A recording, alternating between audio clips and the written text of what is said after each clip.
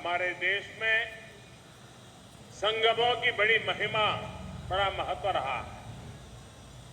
नदियों और धाराओं के संगम से लेकर विचारों, विचारधाराओं, ज्ञान, विज्ञान और समाजों, संस्कृतियों के हर संगम को हमने सेलिब्रेट किया। ये सेलिब्रेशन वास्तव में भारत की वीरताओं और विशेषताओं का सेलिब्रेशन है और इसलिए काशिल तमिल संगमम अपने आप में विशेष है, अद्वितीय है।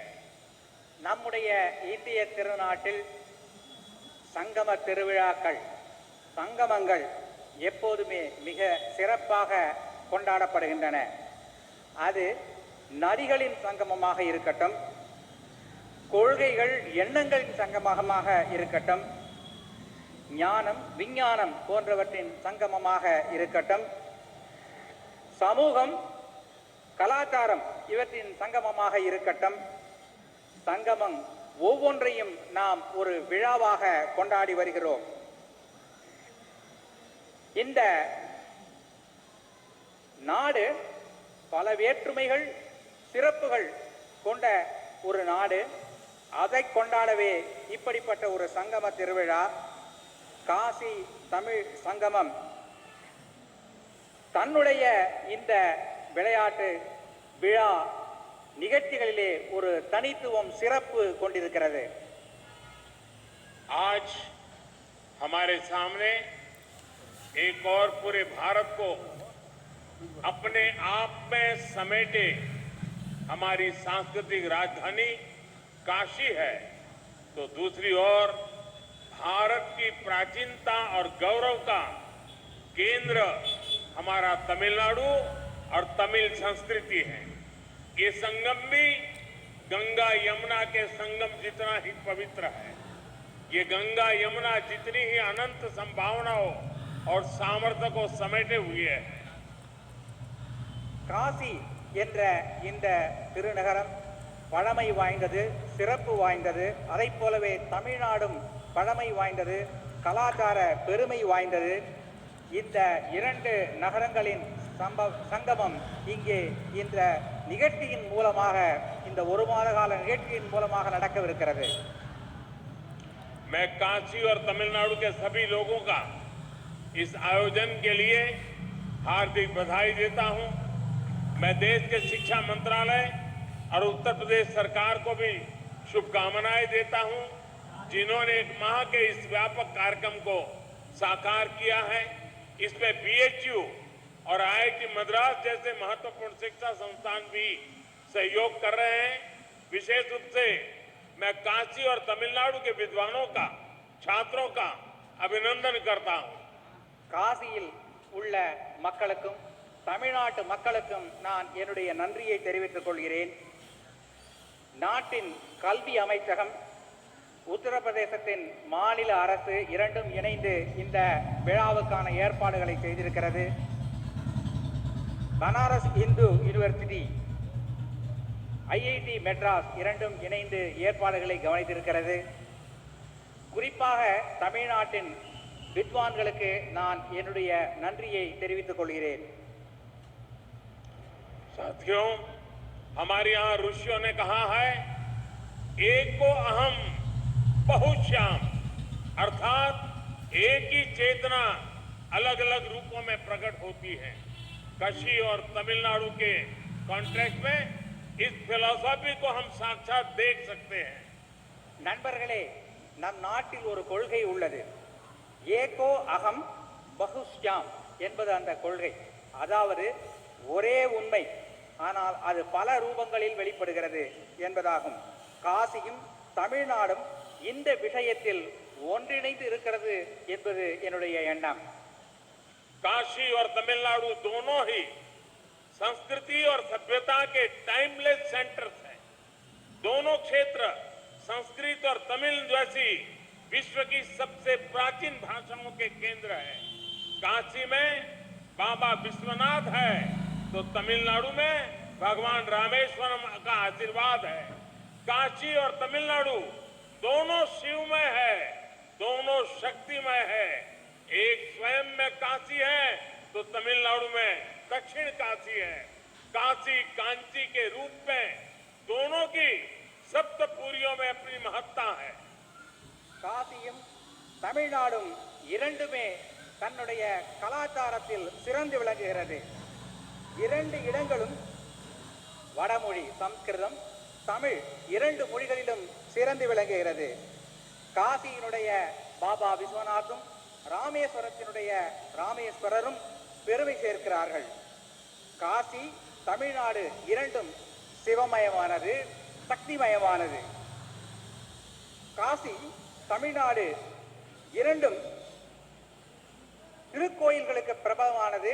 தமிழகத்திலே காசி, தென்காசி என்ற ஊர் பிரபலமானது. காசி, காஞ்சி இந்த இரண்டு நகரங்களும் 7 முக்கியமான நகரங்களில் ஒன்றானவை. काशी और तमिलनाडु दोनों संगीत, साहित्य और कला के अद्भुत स्रोत भी है। काशी का तबला और तमिलनाडु का तन्नुमाई। काशी में बनारसी साड़ी मिलेगी तो तमिलनाडु का कांजीवरम सिल्क पूरी दुनिया में फेमस है। காசி, தமிழ்நாடு இரண்டுமே கலை, கலாச்சாரம், தங்களுடைய பண்பாடு ஆகியவற்றில் சிறந்து விளங்குகின்றன. காசியிலே தபேலா என்றால் தமிழகத்திலே தன்னுமை சிறந்து விளங்குகிறது. காசியிலே காசிப்பட்டு சிறந்தது என்றால் தமிழகத்திலே காஞ்சிப்பட்டு சிறந்து விளங்குகிறது. दोनों भारतीय अध्यात्म के सबसे महान आचार्यों की जन्मभूमि और कर्मभूमि है। काशी भक्त तुलसी की धरती तो तमिलनाडु संत तिरुवल्लुवर की भक्ति भूमि। आप जीवन के हर क्षेत्र में, लाइफ के हर डायमेंशन में काशी और तमिलनाडु के अलग अलग रंगों में इस एक जैसी ऊर्जा के दर्शन कर सकते हैं। காஞ்சியும் தமிழ்நாடும் பல்வேறு தலைவர்கள், யுக புருஷர்களின் ஜென்மபூமி. காசியிலே துளசிதாசர் பிறந்தார் என்றால் தமிழகத்திலே திருவள்ளுவர் பிறந்து தமிழின் பெருமையை வளப்படுத்தி இருக்கிறார். உங்களுடைய வாழ்க்கையில் பல்வேறு வகையான தத்துவங்களை இந்த காசியும் தமிழ்நாடும் அளிக்க வல்லது என்பதை நான் சொல்ல விரும்புகிறேன். आज भी तमिल विवाह परंपरा में काशी यात्रा का जिक्र होता है। यानी तमिल युवाओं के जीवन की नई यात्रा से काशी यात्रा को जोड़ा जाता है। ये है तमिल दिलों में काशी के लिए अविनाशी प्रेम, जो न अतीत में कभी मिटा न भविष्य में कभी मिटेगा। यही एक भारत श्रेष्ठ भारत की वो परंपरा है जिसे हमारे पूर्वजों ने जिया था, और आज ये काशी तमिल संगमम फिर से उसके गौरव को आगे बढ़ा रहा है। தமிழகத்தின் திருமணங்களிலே காசி யாத்திரை என்று ஒரு நிகழ்ச்சி உண்டு. தன்னுடைய வாழ்க்கையின் ஒரு புதிய அத்தியாயத்தை தொடங்கும் முன்னர் திருமணத்தின் மணமகன் காசி யாத்திரை செல்வதாக அங்கே ஒரு வழக்கம் உண்டு. இவ்வாறு காசிக்கும் தமிழ்நாட்டிற்கும் இடையே ஒரு நீண்ட பந்தம் நெடுங்காலமாக இருந்து வருகிறது. साथियों, काशी के निर्माण में, काशी के विकास में भी तमिलनाडु ने अभूतपूर्व योगदान दिया। तमिलनाडु में जन्मे डॉक्टर सर्वपल्ली राधाकृष्णन बीएचयू के पूर्व कुलपति थे। उनके योगदान को आज भी बीएचयू याद करता है। श्री राजेश्वर शास्त्री जैसे तमिल मूल के प्रसिद्ध वैदिक विद्वान काशी में रहे। उन्होंने रामघाट पर सांगवेद विद्यालय की स्थापना की। ऐसे ही पट्टाभिराम शास्त्री जी, जो कि हनुमान घाट में रहते थे, उन्हें भी काशी के लोग याद करते हैं। காசியை நிர்மாணித்ததில், காசியின் வளர்ச்சியில் தமிழர்களின் பங்கு பல உள்ளது. எடுத்துக்காட்டாக சர்வப்பள்ளி ராதாகிருஷ்ணன் அவர்கள் பனாரஸ் இந்து யூனிவர்சிட்டியின் வளர்ச்சிக்கு பெரும் பங்காற்றியுள்ளார். இதனை இன்றும் பனாரஸ் இந்து யூனிவர்சிட்டி நினைத்து பார்க்கிறது. இவர் மட்டுமல்ல, ராஜேஸ்வர் சாஸ்திரி என்பவர் ராம்காட் பகுதியில் ஒரு சாமவேத பாடசாலை நிறுவி இங்கே வேதம் வளர துணை புரிந்திருக்கிறார். மேலும் பட்டாபிராம் சாஸ்திரி என்பவர் ஹனுமான்காட் பகுதியில் வாழ்ந்து அங்கே ஒரு திருக்கோவிலையும் நிர்மாணித்திருக்கிறார். आप काशी भ्रमण करेंगे तो देखेंगे कि हरिश्चंद्र घाट पर काशी काम कोटीश्वर पंचायतन मंदिर है, जो कि एक तमिलियन मंदिर है। केदार घाट पर भी 200 वर्ष पुराना कुमार स्वामी मठ है तथा मार्कंडेय आश्रम है। यहाँ हनुमान घाट और केदार घाट के आसपास बड़ी संख्या में तमिलनाडु के लोग रहते हैं, जिन्होंने पीढ़ियों से काशी के लिए अभूतपूर्व योगदान दिए हैं। இங்கே நீங்கள் காசி நகரை சுற்றி பார்க்கவிருக்கிறீர்கள். ஹரிச்சந்திர காட் என்கின்ற அந்த படித்துறைக்கு அருகிலே காசி காமகோட்டீஸ்வர் பஞ்சாயத்தன் திருக்கோயில் அமைந்திருக்கிறது. அதனை பார்ப்பீர்கள். இது தமிழ்நாட்டின் ஒரு பண்பாட்டை காட்டுகின்ற ஒரு கோயில். அதுபோலவே கேதார் காட் பகுதியில் 200 வருட பழமையான குமாரசாமி மடமும் மார்க்கண்டேய ஆசிரமும் இருக்கிறது. ஹனுமான் காட் பகுதியில் தமிழ்நாட்டைச் சேர்ந்த பலர் வசிக்கிறார்கள். இவற்றையெல்லாம் நீங்கள் இந்த காசியை சுற்றி பார்க்கும் போது பார்ப்பீர்கள். तमिलनाडु की एक और महान विभूति महान कवि श्री सुब्रमण्यम भारती जी, जो कि महान स्वतंत्रता सेनानी भी थे, वो भी कितने समय तक काशी में रहे। यही मिशन कॉलेज और जयनारायण कॉलेज में उन्होंने पढ़ाई की थी। काशी से वो ऐसे जुड़े कि काशी उनका हिस्सा बन गई। कहते हैं कि अपनी पॉपुलर मूछें भी उन्होंने यही रखी थी। ऐसे कितने ही व्यक्तित्वों ने, कितनी ही परंपराओं ने, कितनी ही आस्थाओं ने काशी और तमिलनाडु को राष्ट्रीय एकता के सूत्र से जोड़कर रखा है। अब बीएचयू ने सुब्रमण्यम भारती के नाम से शहर की स्थापना करके अपना गौरव और बढ़ाया है। தமிழ்நாட்டைச் சேர்ந்த மற்றொரு மிகவும் முக்கியமான நபர் மகாகவி சுப்பிரமணிய பாரதியார் இங்கே காசியிலே வாழ்ந்திருக்கிறார். பல ஆண்டு காலம் வாழ்ந்திருக்கிறார்.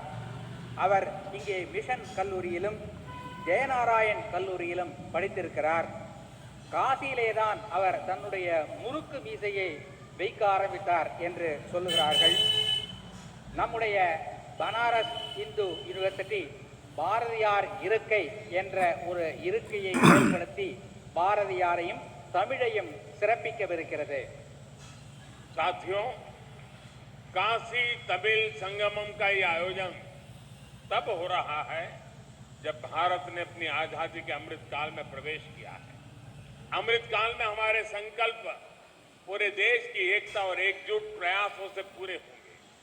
भारत वो राष्ट्र है जिसने हजारों वर्षों से संबो मनासी जानसाम के मंत्र से एक दूसरे के मनों को जानते हुए, सम्मान करते हुए स्वाभाविक सांस्कृतिक एकता को जिया है। காஷ்மீர் காசி தமிழ் சங்கமம் என்ற இந்த நிகழ்ச்சி சுதந்திரத்தின் அமிர்த காலமான இந்த தொடக்க காலத்தில் நடைபெறுகிறது. நம்முடைய நாட்டில் சம்போ மனசி ஜான்தாம் என்ற ஒரு பழமொழி உண்டு. இதன் பொருள் என்னவென்றால், ஒருவருக்கொருவர் மனதை புரிந்து கொண்டு நடக்க வேண்டும் என்பதுதான் இந்த காசி தமிழ் சங்கமம் நிகழ்ச்சி இதைத்தான் வெளிப்படுத்துகிறது. हमारे देश में सुबह उठकर सौराष्ट्र सोमनाथम से लेकर सेतु बंधे तु रामेशम तक 12 ज्योतिर्लिंगों के स्मरण की परंपरा है। हम देश की आध्यात्मिक एकता को याद करके हमारा दिन शुरू करते हैं। हम स्नान करते समय, पूजा करते समय भी मंत्र पढ़ते हैं, गंगे च यमुने चैव गोदावरी सरस्वती नर्मदे सिंधु कावेरी जले अस्मिन् सन्निधिं कुरु। अर्थात गंगा यमुना से लेकर गोदावरी और कावेरी तक सभी नदियां हमारे जल में निवास करें, यानी हम पूरे भारत की नदियों में स्नान करने की भावना करते हैं। நாம் காலையில் எழுந்ததும் சொல்லுகின்ற ஒரு மந்திர ஸ்லோகம் என்னவென்றால், சௌராஷ்டிரே சோமநாதம் என்பதிலிருந்து தொடங்கி சேது பந்தேது ராமேஸ்வர் என்ற அந்த 12 ஜோதிர்லிங்கங்களை பற்றி நாம் சொல்லி அவற்றை மனதிலே நினைத்து நம்முடைய நாளை தொடங்குகிறோம். இவ்வாறு தேச ஒற்றுமை உணர்வை தூண்டுகின்ற அந்த ஒரு ஸ்லோகத்தோடு தான் நமது நாள் தொடங்குகிறது. அது மட்டுமல்ல, பூஜை செய்யும் போதும் குளிக்கும் போதும் கங்கேஜ யமுனே தெய்வ கோதாவரி சரஸ்வதி நர்மதே சிந்து காவேரி ஜலேஸ்மின் தண்ணீரும் குரு என்கின்ற மந்திரத்தை சொல்லுகிறோம். இதன் பொருள் என்னவென்றால், கங்கை, யமுனை, கோதாவரி, காவேரி போன்ற அந்த புனித நதிகளின் ஆசீர்வாதங்கள், அதிலே குளித்த புண்ணியம் நமக்கு கிடைக்கட்டும் என்பதாகும். இவ்வாறு தேச ஒற்றுமை என்பதைத்தான் இந்த மந்திரங்கள் எல்லாம் நமக்கு உணர்த்துகின்றன. हमें आजादी के बाद हजारों वर्षों की इस परंपरा को, इस विरासत को मजबूत करना था। इस देश का एकता सूत्र बनाना था, लेकिन दुर्भाग्य से इसके लिए बहुत प्रयास नहीं किए गए। काशी तमिल संगमम आज इस संकल्प के लिए एक प्लेटफॉर्म बनेगा कि हमें हमारे इस कर्तव्यों का बोध कराएगा और राष्ट्रीय एकता को मजबूत करने के लिए ऊर्जा देगा। சுதந்திரம் அடைந்த பிறகு நாம் இந்த தேச ஒற்றுமையை வளர்க்கும் இந்த செயலை செய்து நாட்டை வளப்படுத்தி இருக்க வேண்டும். ஆனால் பல்வேறு காரணங்களாக இது நடக்காமல் போய்விட்டது. இப்போது இந்த காசி தமிழ்ச்சங்கமம் என்ற இந்த போன்ற நிகழ்ச்சிகளின் மூலம் தேச ஒற்றுமையை வளர்க்கின்ற பணியை நாம் செய்யவிருக்கிறோம்.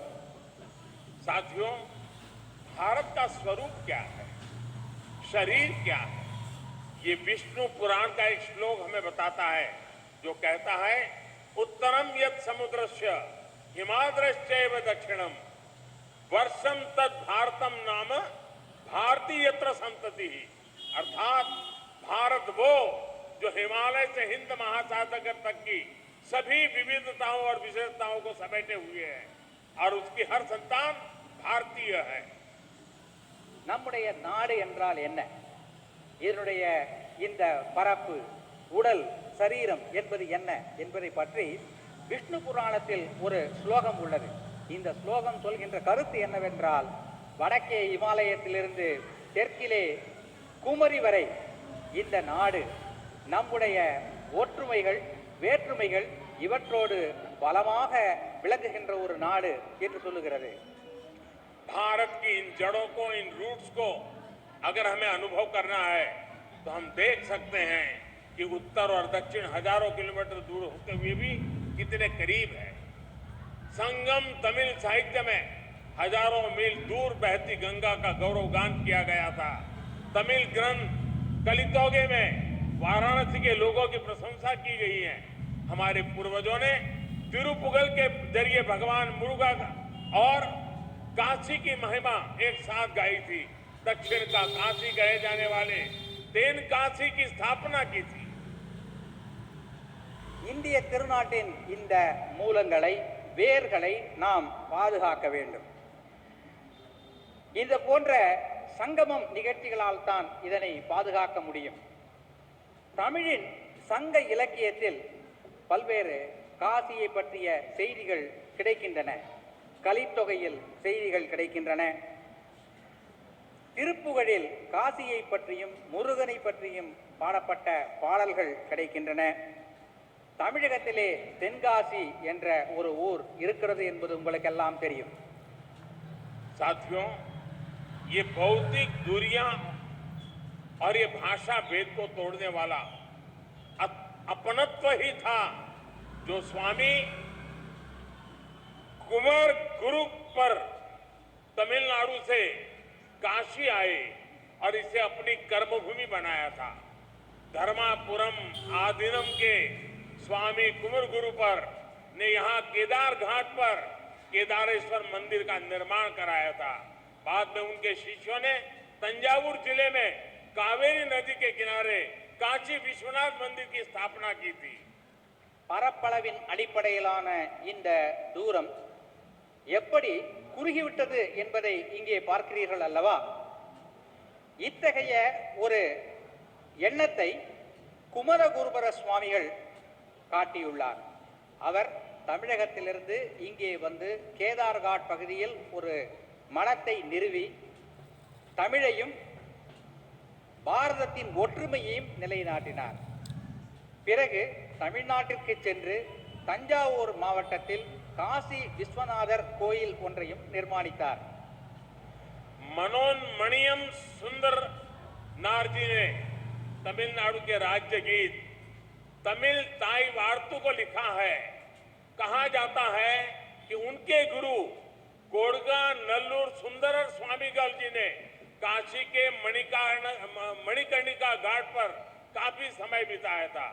खुद मनोन्मणियम सुंदर नार जी पर भी काशी का बहुत प्रभाव था।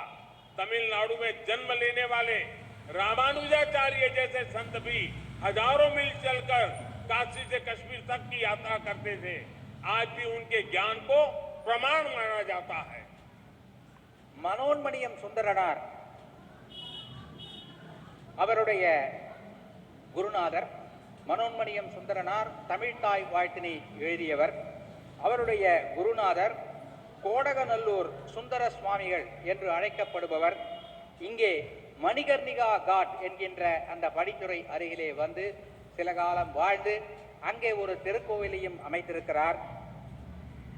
श्री राजगोपालाचारी जी की लिखी रामायण और महाभारत से दक्षिण से उत्तर तक पूरा देश आज भी इंस्पिरेशन लेता है। मुझे याद है मेरे एक टीचर ने मुझे कहा था कि तुमने रामायण और महाभारत तो पढ़ ली होगी, लेकिन अगर इसे गहराई से समझना है तो जब भी तुम्हें मौका मिले तुम राजा जी ने जो रामायण और महाभारत लिखेंगे वो पढ़ोगे तो तुम्हें कुछ समझ आएगा।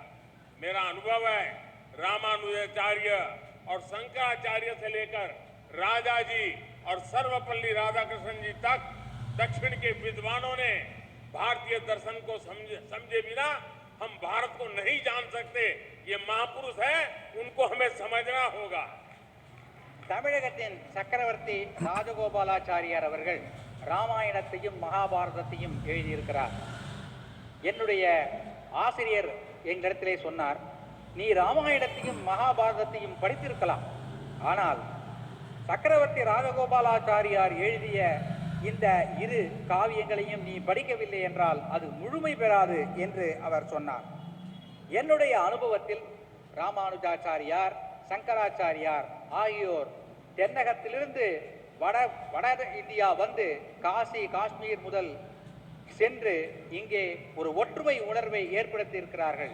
அந்த ஒற்றுமை உணர்வை நாம் பாதுகாத்து வளர்த்திட வேண்டும். साथियों, आज भारत ने अपनी विरासत पर गर्व का पंच प्राण सामने रखा है। दुनिया में किसी भी देश के पास कोई प्राचीन विरासत होती है तो वो देश उस पर गर्व करता है, उसे गर्व से दुनिया के सामने प्रमोट करता है। हम इजिप्ट के पिरामिड से लेकर इटली के कोलोसियम और पीसा की मीनार तक ऐसे कितने ही उदाहरण देख सकते हैं। பாரதத்தின் பழம் பெருமையை, பழைய கால வளர்ச்சியை நாம் இன்று பார்க்கிறோம். உலகத்தில் உள்ள பல நாடுகள் தங்களிடம் உள்ள பழமையான சில செய்திகளை உலகிற்கு வெளிச்சம் போட்டு காட்டுகின்றன. எடுத்துக்காட்டாக எகிப்தில் உள்ள பிரமிடுகள், இத்தாலியில் உள்ள கொலோசியம் போன்றவை. இவற்றையெல்லாம் உலகிற்கு எடுத்து அவர்கள் சொல்லுகிறார்கள். हमारे पास भी दुनिया की सबसे प्राचीन भाषा तमिल है। आज तक ये भाषा उतनी ही पॉपुलर है, उतनी ही लाइव है। दुनिया में लोगों को पता चलता है कि विश्व की ओल्डेस्ट लैंग्वेज भारत में है तो उन्हें आश्चर्य होता है, लेकिन हम उसके गौरवगान में पीछे रहते हैं। இந்தியாவிலும் நம்முடைய திருநாட்டிலும் பழமையான ஒரு விஷயம் உள்ளது. அது என்னவென்றால் தமிழ் மொழி. இந்த தமிழ் மொழியின் பழம் பெருமையை நாம் உலகிற்கு எடுத்து சொல்ல வேண்டும். இந்தியாவிலே இப்படிப்பட்ட ஒரு பழமையான மொழி இருக்கிறது என்பதை கேட்டு உலக மக்கள் மிகவும் ஆச்சரியமடைகிறார்கள். அந்த மொழியை நாம் கௌரவம் தந்து வளர்க்க வேண்டும், பாராட்ட வேண்டும்.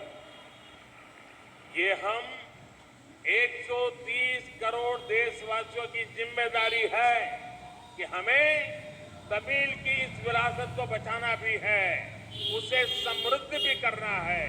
अगर हम तमिल को भुलाएंगे तो भी देश का नुकसान होगा और तमिल को बंधनों में बांध कर रखेंगे तो भी इसका नुकसान है। हमें याद रखना है, हम भाषा भेद को दूर करें, भावनात्मक एकता कायम करें। இந்திய திருநாட்டின் 130 கோடி மக்களின் கடமை தமிழ் மொழியை காக்க வேண்டும். நாம் தமிழ் மொழியை காக்க தவறினால் நம் நாட்டிற்கு நஷ்டம் ஏற்படும். அவ்வாறு தமிழ் மொழியை காக்க தவறினால் தமிழ் மொழிக்கும் நஷ்டம் ஏற்படும். எனவே நம் இடையே உள்ள மொழி பேதங்களை எல்லாம் தவிர்த்து தமிழ் மொழி போன்ற பழமையான மொழியை நாம் பாதுகாத்து வளர்த்திட வேண்டும். साथियों, काशिल तमिल संगमम मैं मानता हूं ये शब्दों से ज्यादा अनुभव का विषय है। अपनी इस काशी यात्रा के दौरान आप उनकी मेमोरी से जुड़ने वाले हैं तो आपके जीवन की पूंजी बन जाएंगे। मेरे काशीवासी आपके सत्कार में कोई कमी नहीं छोड़ेंगे। நண்பர்களே, இந்த காசி தமிழ்ச் சங்கம் என்பது நான் நினைக்கிறேன் வார்த்தைகளால் சொல்லிவிட முடியாத ஒரு அனுபவமாக உங்களுக்கு இருக்கும். இந்த அனுபவங்களையும் நினைவுகளையும் சுமந்து கொண்டு நீங்கள் உங்களுடைய ஊருக்கு திரும்பிச் செல்வீர்கள் என்று நான் உறுதியாக நம்புகிறேன். அத்தகைய எண்ணத்தை, நினைவினை இந்த காசி நகரத்து மக்கள் உங்களுக்கு அளிப்பார்கள் என்ற உறுதியான நம்பிக்கை எனக்கு இருக்கிறது. मैं चाहता हूं तमिलनाडु और दक्षिण के दूसरे राज्यों में भी इस तरह के आयोजन हो। देश के दूसरे हिस्सों से लोग वहां जाएं, भारत को जिए, भारत को जाने। मेरी कामना है काशी तमिल संगमम इससे जो अमृत निकले उसे युवा के लिए रिसर्च और अनुसंधान के जरिए आगे बढ़ाएं। ये बीज आगे राष्ट्रीय एकता का वटवृक्ष बने। राष्ट्रहित ही हमारा हित है। नट नलने नमक नलन, ये मंत्र हमारे देशवासी का जीवन मंत्र बनना चाहिए। इसी भावना के साथ आप सभी को एक बार फिर ढेरों शुभकामनाएं।